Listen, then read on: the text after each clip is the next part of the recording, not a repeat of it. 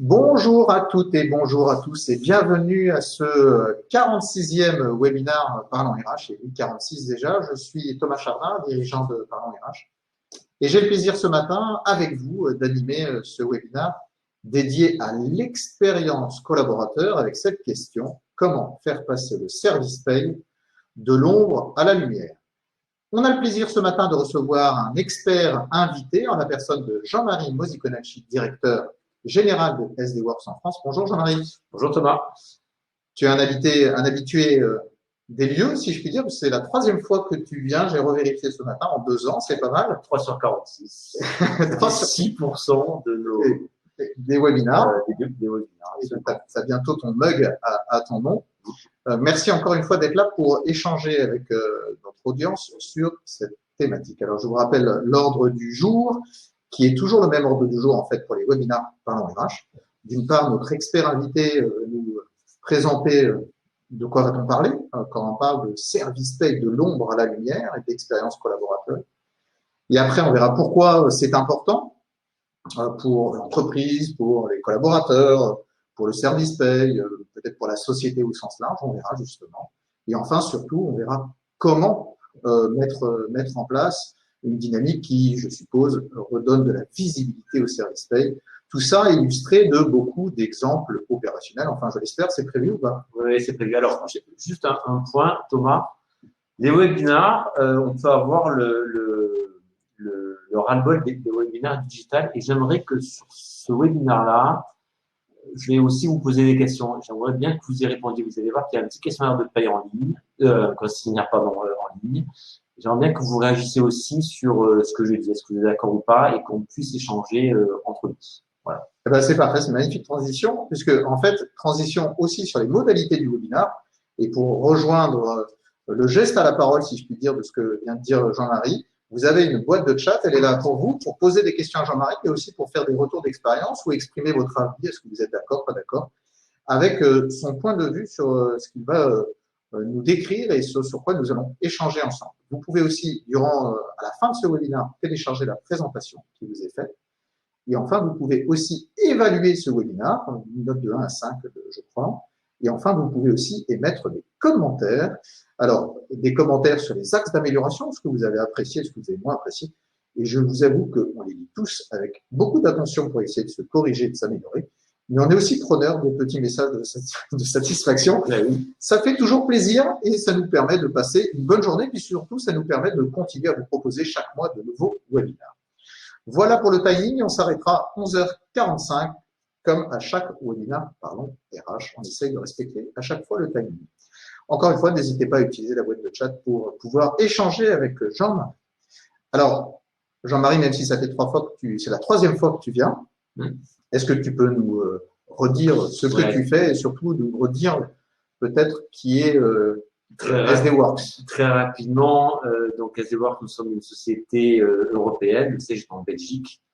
Nous sommes présents dans une dizaine de pays, toujours en Europe, et nous avons 4600 collaborateurs qui sont répartis dans ces 10 pays. Alors, nous faisons quoi? Nous faisons de la paye, de la gestion de temps, de la RH, tout ça avec des plateformes digitalisées, bien sûr. On a 2 types de services en France. Alors, en France, nous sommes 250 collaborateurs. Nous avons 250 clients. Et nous proposons des services de gestion des temps, de paye en mode SaaS et en mode MS, Managed Services ou BPO, c'est-à-dire l'externalisation de la paye. En fait, désolé, je vais être direct parce que le but c'est de pouvoir échanger. Vous êtes en fait un énième éditeur de paye, ou énième prestataire ça commence de services en paye. Absolument, absolument. Donc, il y en a 30, en France, il y en a une trentaine. Je crois qu'il y en a plus. Il y en a plus. Mais c'est vrai que dit comme ça, tu as raison. Après, et c'est d'autant plus vrai que je pense qu'aujourd'hui, tous les prestataires de paye en mode SaaS ou en mode MS, on a tous, et je mets dans le lot, une paye qui est conforme, qui arrive à l'heure, avec un portail digital. Tous. Et personne n'est différenciant là-dessus. Et paradoxalement, j'ai vu une étude passer sur la satisfaction des clients par rapport à leurs prestataires de paye, qui est paru, je pense, il y a 6 ou 8 mois, qui démontrait que les entreprises en France notent leur prestataire de paye avec un NPS de moins 40. NPS, c'est quoi? NPS, c'est le Net Promoter Score. Donc, c'est l'ensemble des réponses, du pourcentage de réponses entre 9 et 10. Donc, vous notez votre prestataire de 1 à 10, 10 étant je suis très satisfait. Donc, on prend le nombre de personnes qui ont noté 9 et 10 moins 6 et 0. Donc, pour noter 9 en France, il faut y aller parce que vous savez qu'en France, on est plutôt latin et contrairement à d'autres pays, notamment nordiques, nous sommes contents en France quand on donne 7. 7 ou 7,5. Donc, le NPS est quand même assez drastique et pour autant, en France, on a un NPS de moins 40. Donc, c'est quand même bizarre parce que on fait la paye conforme, on l'a fait à l'heure, on a un portail digital et pour autant, la satisfaction client est très faible. Et aussi, c'est un peu le sujet du webinaire, la satisfaction des collaborateurs est aussi très faible par rapport à leur service. Je parle bien de satisfaction. Hein. Donc, et pour une raison qui est très simple, c'est que nous, en tant que prestataires, enfin, les autres, font des prestations de paye par rapport à un contrat. Et le service paye, ce n'est pas un contrat qui est formel, mais qui est tacite, se doit de remettre des payes justes et à l'heure. Et pour autant, dans les deux cas, cela ne suffit pas pour générer de la satisfaction. Donc nous, je pense qu'on se différencie en mettant le client vraiment au cœur de notre préoccupation et sans jamais faire référence à un contrat. Parfois on fait plus, parfois on le fait un peu moins, et c'est toujours en partenariat avec le client.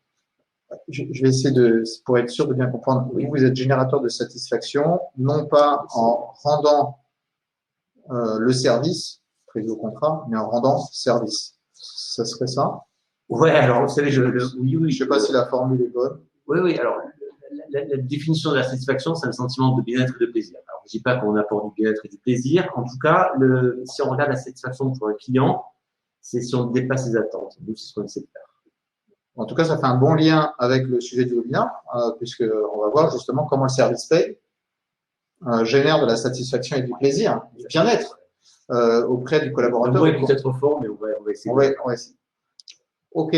Alors justement, de quoi va-t-on parler? Est-ce qu'on peut rentrer un petit peu plus dans le détail du thème de ce webinaire et puis peut-être par extension ce dont on ne va pas parler?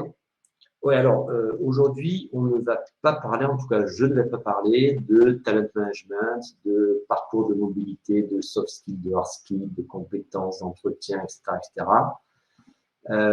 Puisque dans la RH, la paye est souvent oubliée parce qu'il n'y a rien à dire. Mais en fait, il n'y a rien à dire, c'est faux, et on verra qu'il y a beaucoup de choses à dire. On a même la chance que tous les mois, le service paye, et les prestataires de paye, mais on va parler du service paye, œuvrent pour sortir une paye juste à l'heure. Mais après, c'est comment générer de la satisfaction avec la paye, ce qui est assez compliqué. Et je ne vais pas non plus parler de expliquer le bulletin, clarifier toutes les lignes de cotisation. Je pense que personne ne le dit. On ne va pas parler de ça non plus, mais on va voir comment transformer la paye en facteur de satisfaction, mais proactive. Donc, la paye, le parent pauvre ou la dernière roue du carrosse, un peu en termes de… Ouais, alors moi, c'est mon sentiment. Après, j'aimerais faire un petit questionnaire après, si vous avez la gentillesse d'y répondre. Un petit questionnaire sur ça. Parce que, si vous voulez, dans un webinaire précédent, on avait montré que la satisfaction des collaborateurs pouvait être aussi générée par toute la partie acte administratif RH. Quand on parle de digitalisation du contrat, ça crée un petit sentiment de dire, tiens, c'est sympa, je n'ai pas à prendre le contrat, l'imprimer, le signer, le scanner, le renvoyer, l'archiver. Donc, ça, c'est tout ce qui était digitalisation. Qui peut créer un petit sentiment de dire, tiens, mon service RH, il est moderne. Après, on peut aussi, sur la partie acte administratif RH, avoir des communications proactives. Vous recevez un congé mat, c'est sympa d'envoyer un courrier qui rappelle des droits, qui rappelle ce que vous êtes en subrogation sans employer ce terme-là, parce que pour moi, il est un peu technique, mais que le salarié aura un maintien de salaire total, ne perdra pas d'argent, il faut vraiment parler en ces mots-là. Mais on peut générer de la satisfaction sur la partie acte administratif. Après, le problème de la paye, s'il ne se passe rien, s'il n'y a pas de congé mat ou de maladie où on peut communiquer de façon proactive, il faut pouvoir aussi générer de la communication avec la paye, ce qui est assez compliqué. Mais encore une fois, on en parlera. Oui. Non, c'est bien le sujet de notre webinaire. C'est le sujet du webinaire. Le problème, c'est que, comme vous le savez, la paye, c'est un poncif. Hein. Si ça arrive à l'heure et conforme, c'est neutre. En revanche, retard et erreur, ça génère de l'insatisfaction. Donc, c'est comment dépasser ça et comment, justement, sortir un peu ce service paye, le faire un peu briller, mais pas le faire briller parce que c'est le service paye, mais pour avoir des effets bénéfiques sur la société, sur les collaborateurs et même sur le service RH. En fait, j'ai évoqué un précédent webinaire qui était sur la face immergée de l'iceberg et la face émergée, pour dire que la satisfaction n'était pas que liée à l'activité paye, au bulletin de paye en tant que tel, mais à l'ensemble et une forme d'écosystème un peu dynamique d'ailleurs, hein, dynamique au sens interrelié des différentes actions les unes aux autres, de l'ensemble des tâches que tu viens de qualifier de tâches administratives. Là, on va pas traiter de ça, on va traiter de la paye, du service paye en tant que tel. Hein, c'est-à-dire que là, ça aurait été la face émergée, mais plutôt la face, on va essayer de rendre, d'éclairer la lune, c'est ça? On va essayer d'éclairer la lune, mais j'aimerais juste avant avoir un peu votre retour. Donc, on va faire un petit questionnaire. Si vous pouvez avoir la gentillesse d'y répondre. Je vais lancer les votes. Attention, alors, il y a une question, je vous la lis, et puis normalement, ça devrait s'afficher. En tant que professionnel de la paye ou en tant que collaborateur, avez-vous déjà reçu, ou envoyé ou reçu donc des retours positifs sur le bulletin de paye?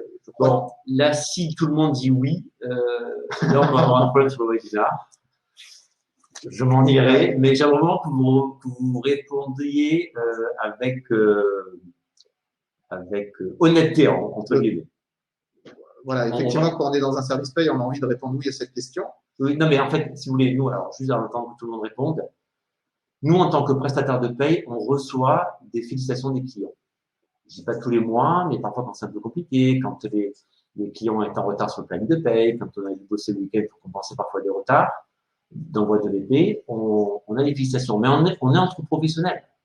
Le sujet, c'est que, en tout cas, chez SDWorks, moi, en tant que DG, je n'ai jamais reçu de félicitations, vous m'avez payé à l'heure.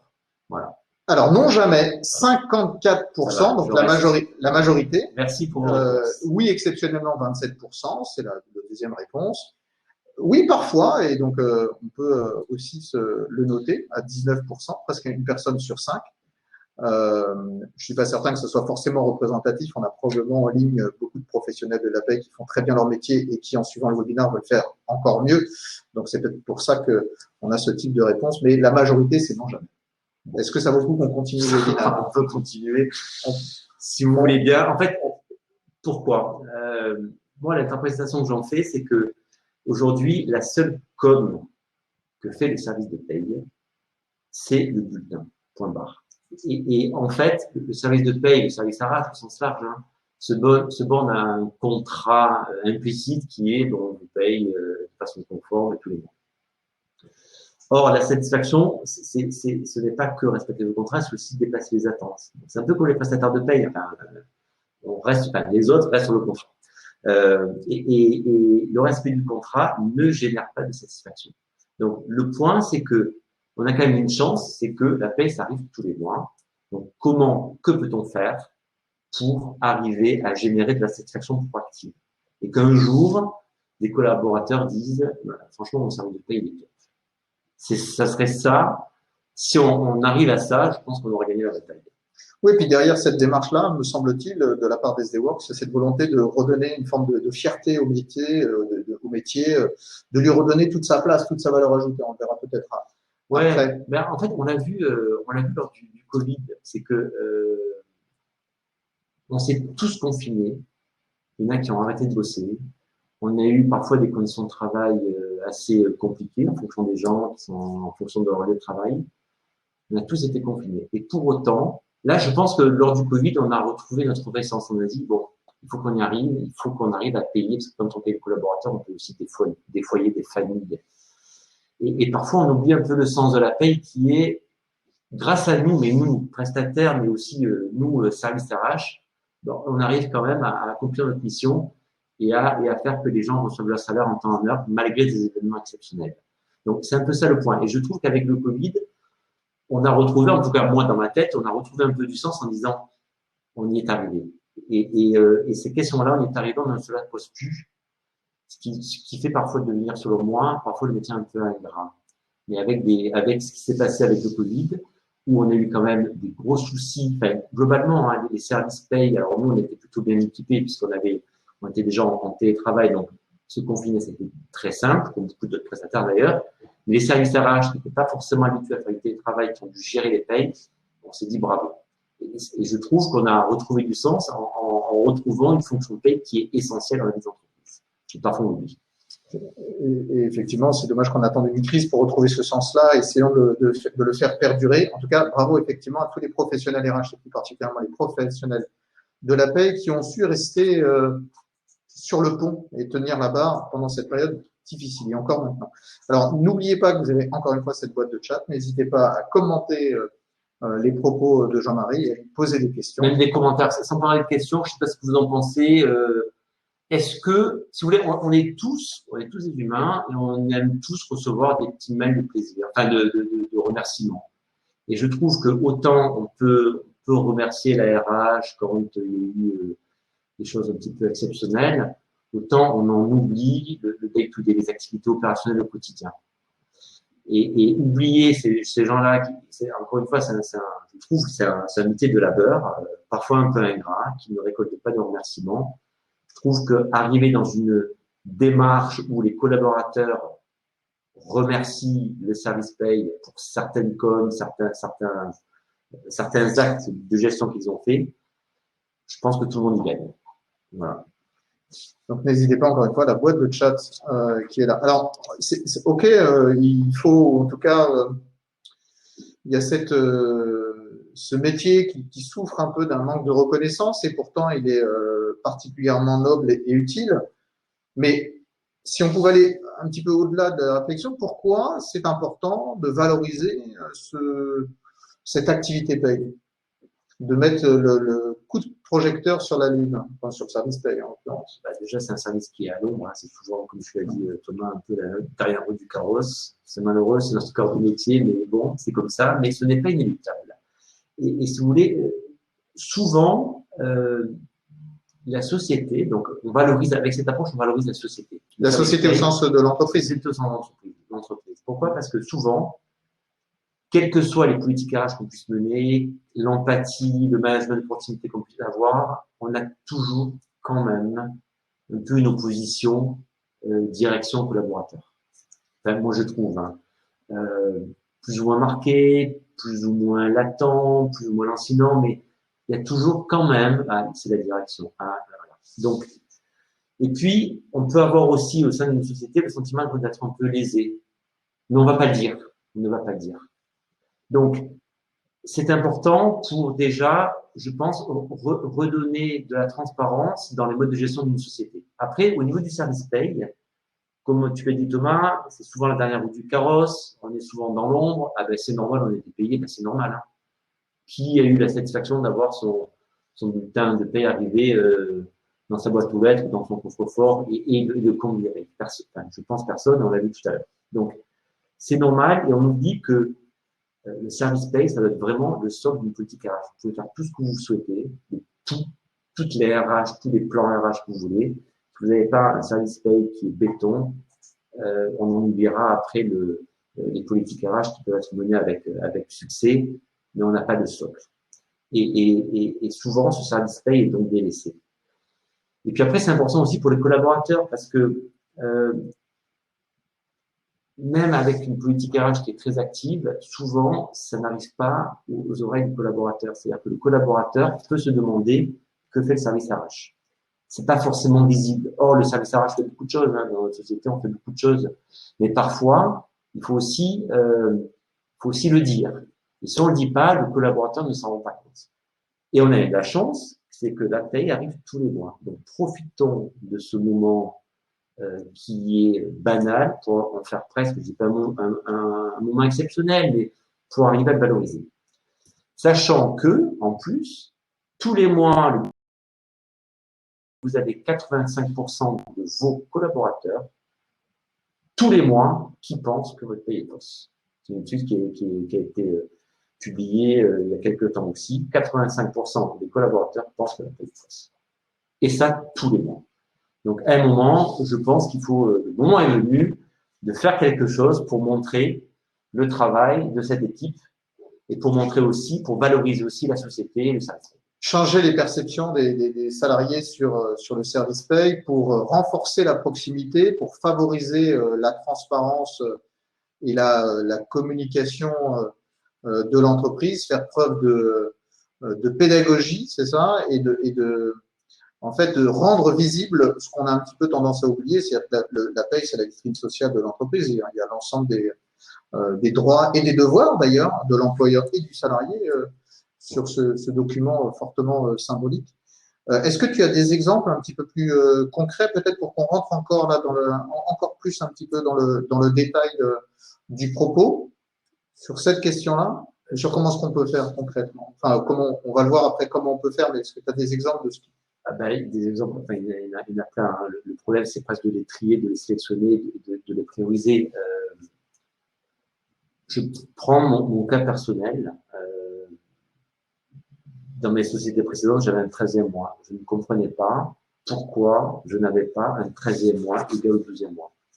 Donc, j'avais demandé à mon service paye, j'étais tout jeune.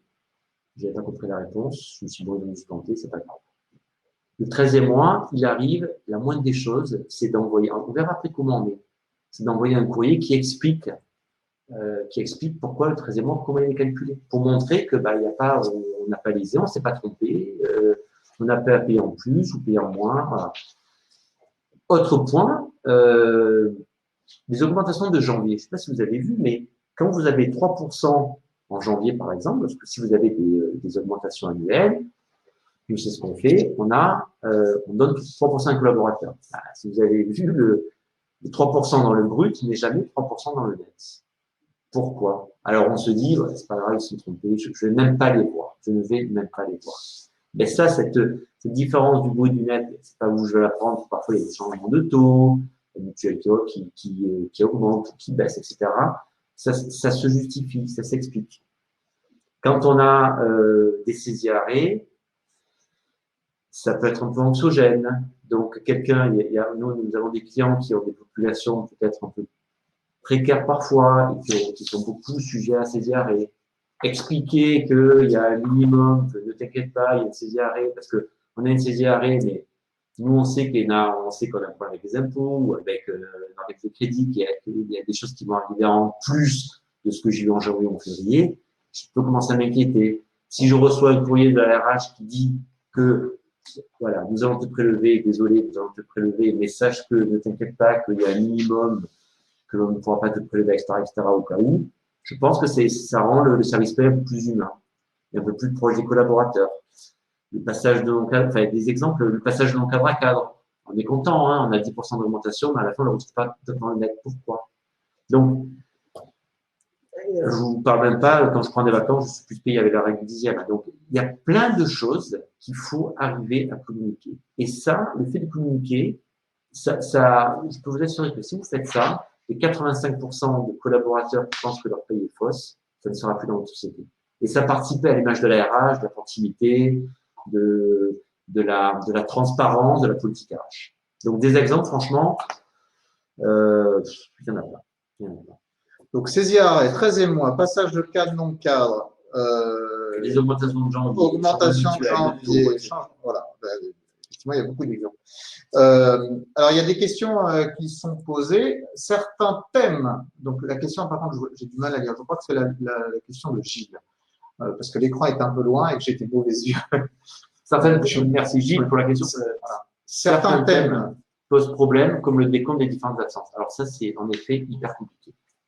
C'est hyper compliqué parce que le problème, c'est que si on commence à parler de base, de taux, de montant, de brut rétabli, d'heures en plus, alors à un moment, on les appelle les heures sup, etc., même si le thème est un peu impropre, ça devient très, très compliqué, en effet.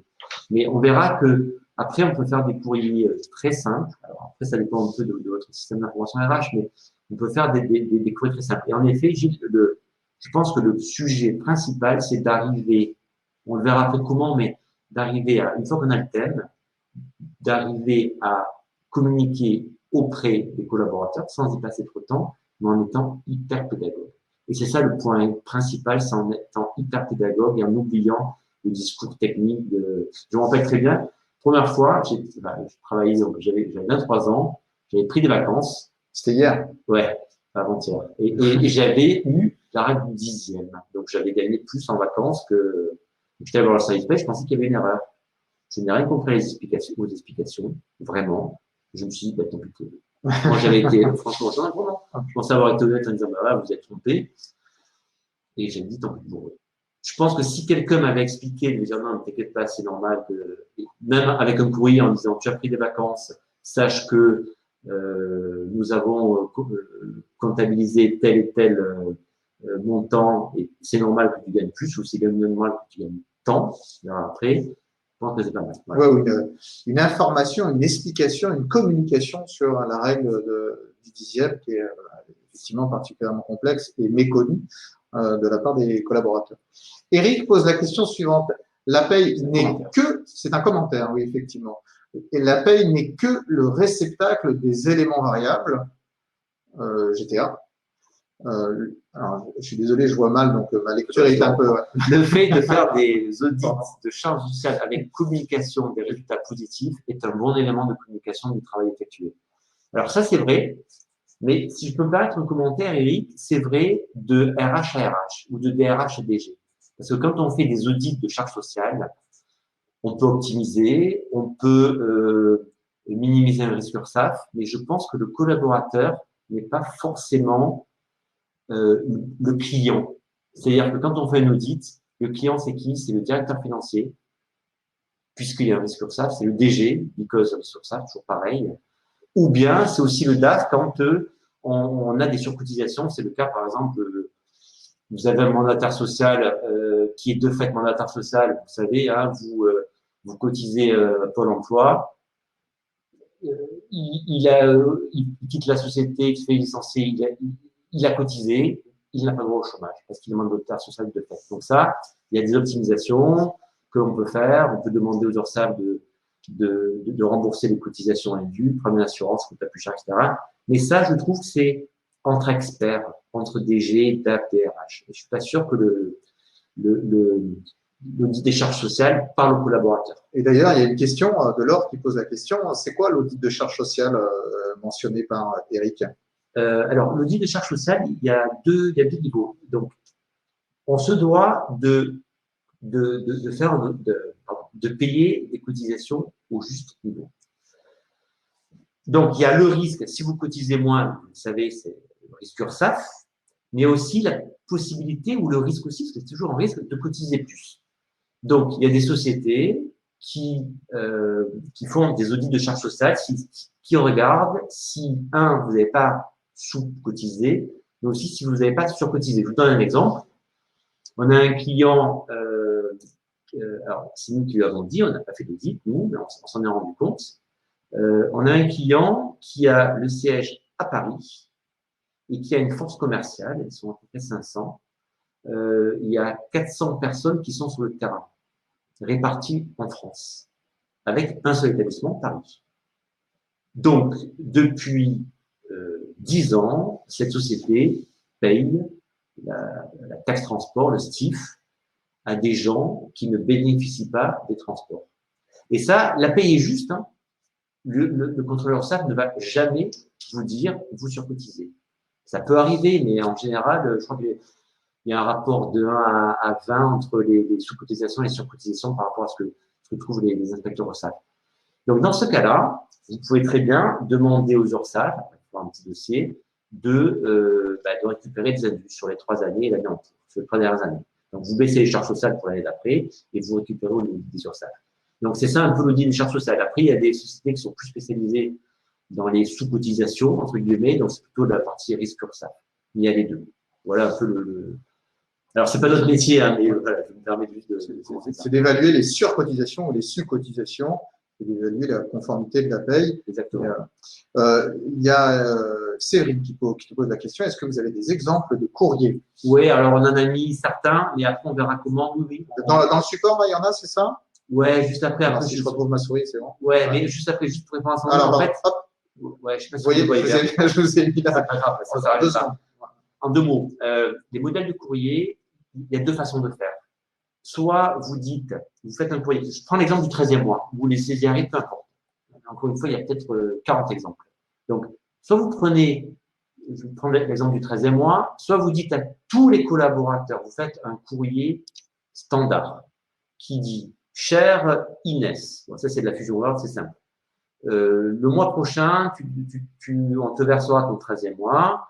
Pour ton information, le 13e mois est calculé de la façon suivante. Nous avons pris la moyenne des 12 derniers mois et nous avons ajouté la moyenne des heures supplémentaires. Je n'importe quoi en fonction de votre règle du 13e mois.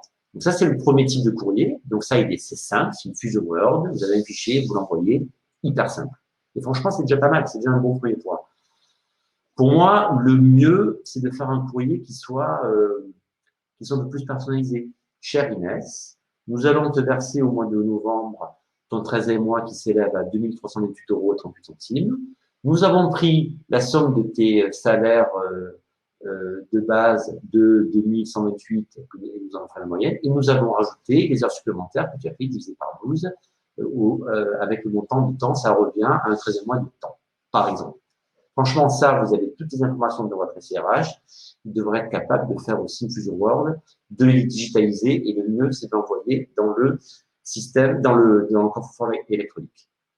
C'est quoi le coffre-fort électronique? Coffre-fort électronique, c'est plutôt que de recevoir un bulletin par la poste, on le reçoit dans un coffre-fort électronique. Digital, qui est hébergé à la Caisse des dépôts et qui sera là pendant 50 ans.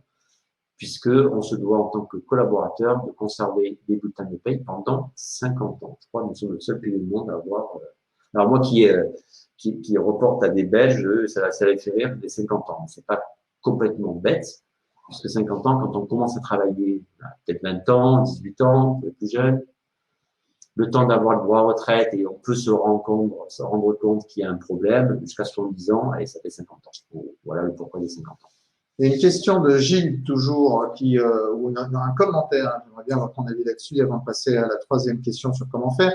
En fin d'année, on peut expliquer beaucoup de choses à l'aide du bilan social individualisé. Qu'en penses-tu? Oui, bien sûr. Mais si je peux me permettre, Gilles, c'est en effet, alors, je dirais que c'est complémentaire. Parce que le bilan social, ça permet de dire… Individuel, le BSI, ça permet de dire, je te rappelle que tu as un téléphone. Parfois, on oublie. Je te rappelle que tu as une voiture. Et puis, tu as une participation. Et puis, la mutuelle. Et puis, l'intéressement. Et puis, peut-être un purchase plan. Et puis, les tickets restaurants. Donc, ça permet d'avoir, dans un seul document remis en fin d'année, en effet, un document qui recense tous les petits leviers, les accessoires de rémunération, plus souvent d'ailleurs, que la société a octroyé aux collaborateurs. Donc ça, c'est top. Pour autant, pour moi, c'est plus le reflet d'une politique RH. Et je pense qu'en effet, c'est top, c'est super de le faire. En revanche, la paye au quotidien, pour moi, ça n'économise pas le fait que tous les mois, il y a quand même des choses qui se passent en paye qu'il faut aussi économiser. Mais en effet, le bilan social est aussi un excellent moyen RH. En effet. Oui, les deux ne s'opposent pas, en fait. Non, ils sont même complémentaires. Et tout ce qu'on peut faire pour communiquer sur la politique RH, la paye, etc., c'est toujours bon à prendre. Alors, on a vu qu'il fallait effectivement rendre le service paye visible et tous les bénéfices pour l'entreprise, le service paye et les collaborateurs pour créer du lien, de la transparence et en fait retrouver une forme de confiance qu'on a peut-être tendance à perdre. Je dis les entreprises, à se déconnecter de plus en plus du corps social en général. Comment est-ce qu'on fait pour mettre en œuvre, pour déployer ce que tu viens d'évoquer? Alors là, vous avez des exemples. N'hésitez pas à télécharger Alors, je vais reprendre la question de Laetitia. C'est une bonne transition, Laetitia. Les courriers individualisés, c'est bien. Les chronophages, non. C'est le souci. J'ai une pop-up. Voilà. Pour le coronavirus. Les courriers individualisés, c'est bien. Les chronophages, non. Mais oui, mais ça dépend. Ça dépend après du système d'information que vous avez. Il y a des choses qui peuvent être très automatisables, très personnalisables et très simples. Aujourd'hui, on va dire que, pour répondre à votre question, Laetitia, ce courrier ne doit pas prendre plus de temps que d'envoyer un bulletin de paye dans un coffre-fort électronique. Ça doit être ça le leitmotiv. Voilà. Mais l'envoi d'un bulletin de paie dans un coffre-fort électronique, c'est pas automatique? Ben oui, ben, Ah, donc le courrier aussi, d'accord. Le courrier ouais. personnalisé, automatique. Ouais. D'accord. Même, d'accord. C'est le même. Désolé de mon propos de béotien. Question pour Thomas. Oui, vous n'allez pas être déçu de la réponse? Non, mais j'ai cru savoir que tu. C'est pas du tout préparer la question, mais j'ai cru savoir que tu communiquais. Alors, vous êtes une petite agence, mais quand même, c'est une quinzaine. J'ai cru savoir que tu communiquais tous les mois. C'est que tu faisais ça. Que tu communiquais tous les mois avec les collaborateurs. Effectivement, mais juste sur l'automatisation des différents courriers, etc. On n'est pas du tout là. Okay. En revanche, effectivement, tous les mois, pour l'envoi du bulletin de paie, j'essaye, j'essaye, ça me revient, de personnaliser l'envoi du bulletin de paie. Pas pour créer une forme de lien hiérarchique de subordination en disant t'as bien travaillé, voilà ta paye. Ça, tu le disais bien, c'est une espèce de contrat moral, c'est normal en fait. Plutôt pour essayer de mettre en perspective ce qui s'est passé et puis reconnaître un peu le travail qui a été fait. J'alerte aussi sur, par exemple, les soldes de congés, les soldes de RTT, quand même, pour pas créer de bulles de congés trop forts. Et puis je rajoute souvent des exemples. Je rajoute souvent enfin, tout le temps d'ailleurs, une citation conjoncturelle. Genre, en fait, s'il y a quelqu'un de célèbre qui décède, j'essaie de voir ce qu'il avait d'intéressant dans son propos pour le remettre et le remettre en circonstance. Ça peut être des citations un peu optimistes. Je crois qu'on n'en manque pas. Enfin, on en a besoin aujourd'hui de se redonner un petit peu justement de la confiance, une forme de volontarisme. Donc ça peut être des citations rigolotes. Elle est identique pour tous les collaborateurs, toute ton équipe, ou elle peut varier, mais elle peut varier pour un ou deux collaborateurs qui auraient eu dans le mois un événement bien particulier. Mais c'est très rare. Ok. Voilà. Je réponds à la question. Alors attention, parce que j'ai été gestionnaire paye il y a plus de 20 ans, donc je peux aussi poser des questions sur les plafonds. Bon, tu nous as pas parlé de la régule progressive de plafond? Ça serait intéressant. Ça sera l'objet d'un prochain webinaire. Je ne suis pas sûr qu'il y ait beaucoup de monde, mais on pourra en reparler. Quelles sont les étapes par lesquelles passer justement pour pouvoir arriver à cette dynamique de communication plus automatisée et personnalisée? Alors, le point, c'est que, je vais rebondir sur ce que disait Laetitia, les courriers individualisés, c'est bien, mais c'est chronophage, en effet. Et du coup, ça veut dire que vous ne pourrez pas tout faire et on ne pourra pas tout faire. Donc, l'essentiel, et vous le connaissez, mais c'est bien de passer par cette étape, c'est de définir un peu le profil de l'entreprise. Donc, recenser les questions des collaborateurs, ça veut dire quoi? Ok, on a des questions, mais tout le monde ne les pose pas. Donc, à un moment, il faut se dire, ok, est-ce qu'on a plutôt un profil jeune ou vieux? C'est assez basique ce que je veux dire. Un profil du collectif, des salariés. Plutôt jeune ou plutôt vieux. Moi, quand j'avais 23 ans, je pense que la mutuelle, on me disait quand j'étais arrivé, on a une super mutuelle pour les enfants, pour machin, mais comme vous le savez, je pense que les frais de santé, c'est jusqu'à 3-4 ans et plutôt en début de vie, plutôt en fin de vie. Au milieu, on consomme pas beaucoup. Donc, quand on est jeune, quand on n'a pas d'enfant, je pense que la mutuelle n'est pas, et c'est le cas de nos soucis. Donc, en fonction des profils de votre société, est-ce que plutôt des cols blancs, plutôt une population féminine? Nous, on a une gestion de paye, on doit avoir 80% en France, 80% de jeunes femmes qui sont gestionnaires de paye, basées à Bidart dans le sud-ouest. Ces populations féminines, forcément, il y a pas mal de congés mat, et c'est tant mieux. Donc, congé mat, ça veut dire quels sont mes droits? Est-ce que je vais continuer à être payé? Je suis là depuis 6 mois, moins de 6 mois. Est-ce que j'ai de la carence? Mais est-ce que je dois faire des démarches pour toucher mon salaire auprès de la sécurité sociale, alors que nous, on a la subrogation? Bref. Donc, ça veut dire que par rapport à ce profil-là, masculine, féminine, jeune, âgé, précaires, dans des clients qui ont plutôt des populations précaires, plutôt des CDD, avec des forts salaires, et dans ces populations-là, malheureusement, il y a beaucoup de saisies. Donc, en fonction de ces populations, il y a des thèmes qui doivent présenter peut-être 80% des attentes.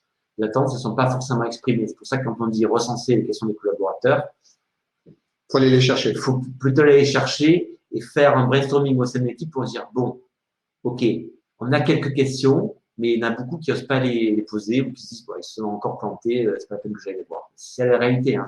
Donc, on recense, on voit les profils, on suppute de ce qui peut se passer. Et après, par rapport à une des questions de, je crois que c'était Gilles, qui était le plus important, c'est d'avoir des courriers qui soient très pédagogues. Et c'est ça un peu la difficulté. Donc, si vous avez des littéraires pas techniques, il faut oublier encore une fois le bruit établi, ce que tu disais quoi tout à l'heure. La règle progressive de plafond. Voilà. La règle progressive de plafond. Des termes comme ça ne parle à personne. Même des heures en plus, enfin, ça ne parle à personne. Donc, il faut oublier ce langage technique. Il faut revenir à des courriers très simples. Donc, il y a deux façons. Il nous reste 5 minutes, Jean-Marc. Ouais. Pour prendre, il y a aussi une question de Marco, je crois. Ouais, il faut vraiment que vous restiez pour mon coup de cœur aussi, s'il vous plaît, parce que j'ai quelque chose à vous dire.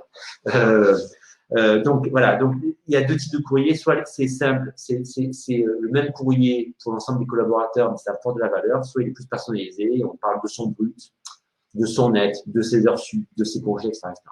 Voilà. Donc, 3 étapes, recenser, brainstormer, automatiser, ce qui peut l'être, et donc faire la part un peu des choses entre ce qui couvre 80% des besoins et va nous demander peu de temps et c'est automatisable, et je suppose garder des aspects un peu très sur mesure ou très personnalisés. Il y a une question de Marco, si j'arrive à la lire. Si le service je suis désolé. est de plus en plus externalisé, c'est possible que les RH ne savent pas expliquer un bulletin de paye. Oui, c'est possible, mais là,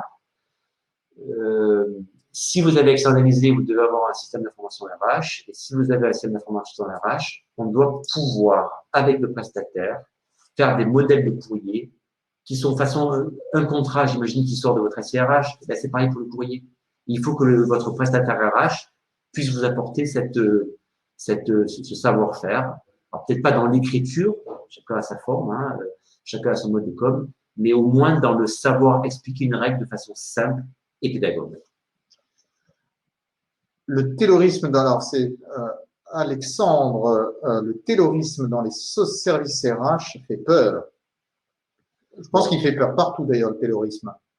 Ouais, alors, Alexandre, alors, par rapport à ce point, si le taylorisme, c'est, vous faites référence à le fait d'envoyer des courriers, pour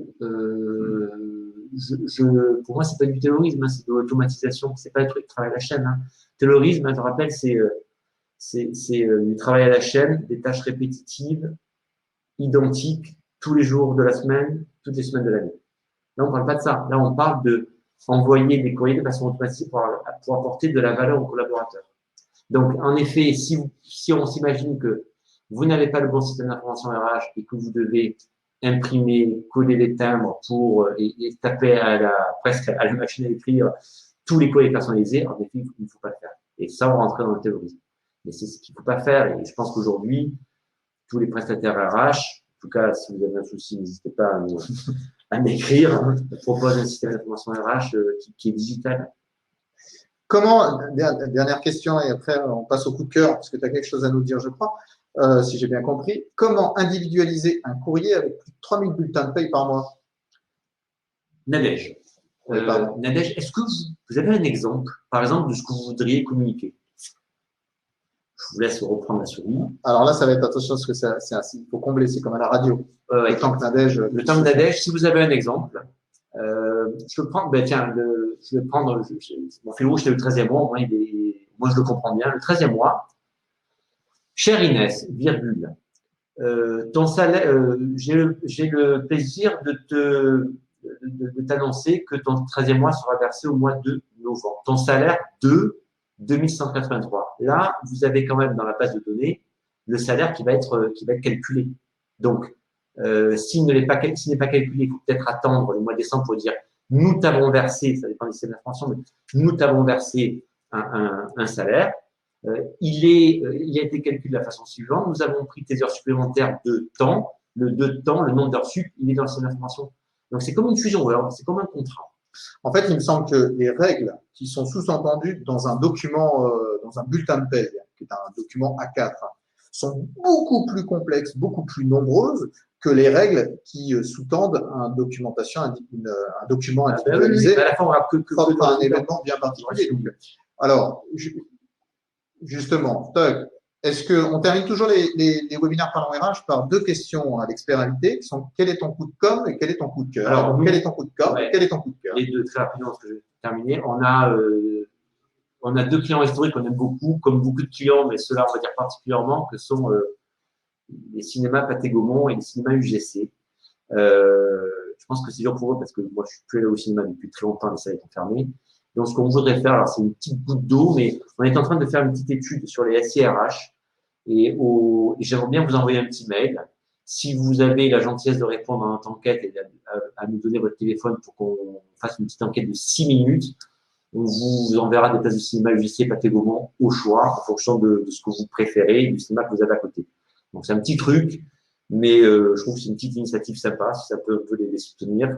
C'est pas ça qui les fera vivre, mais je trouve ça un petit clin d'œil et surtout pour aller au cinéma, UGC ou Pathé Gaumont, si vous répondez à notre enquête, hein, quand les salles réouvriront. Voilà. Donc, voilà, des places de cinéma contre les réponses à une petite enquête pour, dans une dynamique de soutien à vos clients.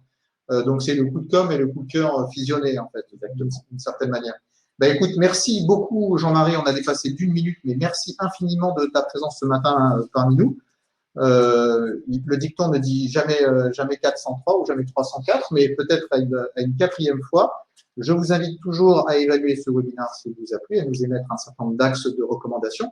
Merci à vous toutes et vous tous qui étaient en ligne, nombreux et du début jusqu'à la fin. Pour ma part, je vous donne rendez-vous le 25 mars pour une journée exceptionnelle, une journée événement qui s'appelle 24 heures RH, qui est dédiée à l'expérience collaborateur. On en a un petit peu parlé aujourd'hui, heureusement. Je vous rappelle aussi que aujourd'hui sort le baromètre de l'expérience collaborateur.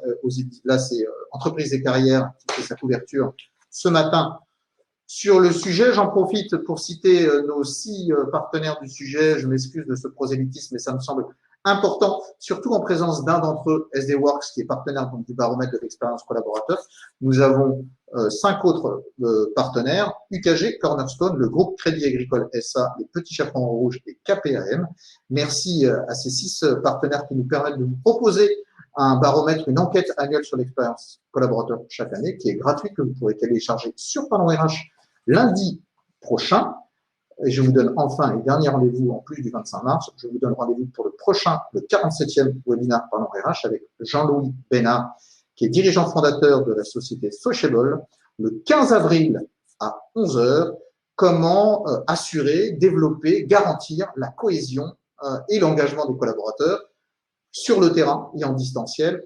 On est évidemment en plein dans le sujet. Merci encore beaucoup, Jean-Marie. Merci pour vos questions et vos remarques et la participation au sondage.